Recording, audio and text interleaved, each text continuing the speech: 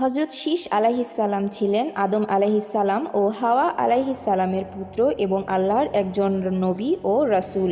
তার নামের অর্থ উপহার, কারণ তাকে তাদের মৃত পুত্র হাবিলের পরিবর্তে প্রদান করা হয়েছিল। হজরত আদম আলাইহিসসালাম তাকে বিভিন্ন ওহী সম্পর্কে শিক্ষা দিতেন। শীস ও কাবিলের বংশধররা আলাদা ছিল। শীসের বংশধররা আল্লাহর শিক্ষা অনুসরণ করত এবং সাধারণ জীবনযাপন করত।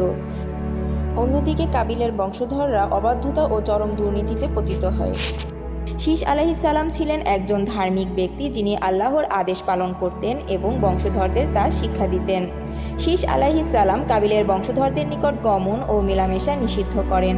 তারপরও তার বংশধরদের কেউ কেউ তাদের এলাকায় গমন করে ও মিলিত হয়। আদম আলাইহিসসালামের মৃত্যুর পর তার ছেলে শীস আলাইহিসসালামের সন্তানরা যে গুহাতে আদম আলাইহিসসালামকে কবর দেওয়া হয় তার পার্শ্বে আগমন করে এর সম্মান করত এবং তার জন্য আল্লাহ তাআলার রহমত কামনা করত। এদের এ অবস্থা কাবিল সন্তানের একজন চুপিসারি পর্যবেক্ষণ করে। অবস্থা দেখে সে বলে, হে কাবিলের সন্তানগণ, বনী শীসদের একটি তাওয়াফ করার স্থান রয়েছে যার চারপাশে তারা তাওয়াফ করে এবং এটাকে তারা সম্মান করে, অথচ তোমাদের এই ধরনের কিছুই নেই। এই বলে সে তাদের জন্য একটি মূর্তি তৈরি করলো এবং সেই হলো প্রথম মানুষ যে মূর্তি তৈরি করলো।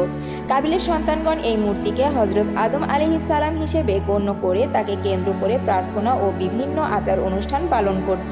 ইদ্রিস আলাইহিসসালাম কাবিল সম্প্রদায়ের অপসংস্কৃতি ও দুর্নীতির বিরুদ্ধে প্রথম যুদ্ধ করেন।